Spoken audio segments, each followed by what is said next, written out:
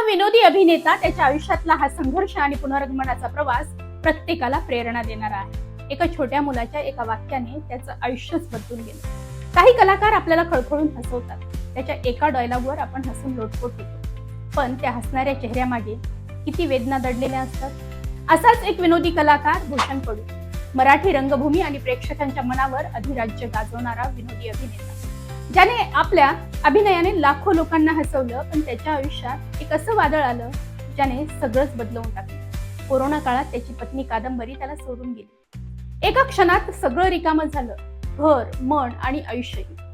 त्याच्या हातून कामं निसटली, पैसा संपला, वैभव गेलं आणि उरलं ते फक्त एकटेपण आणि आतून पूर्णपणे तुटलेला एक बाप। एक दिवस त्याच्या छोट्या मुलाने त्याला प्रश्न विचारला की पप्पा, तेव्हा सगळं होतं, मग आता ते कुठं आहे?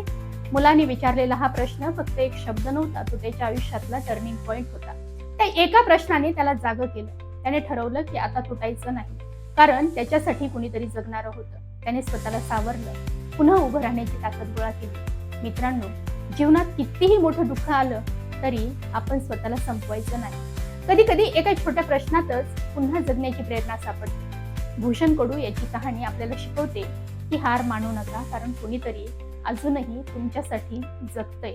ही रील आवडली असेल तर नक्की लाईक करा, शेअर करा आणि फॉलो करायला विसरू नका। धन्यवाद।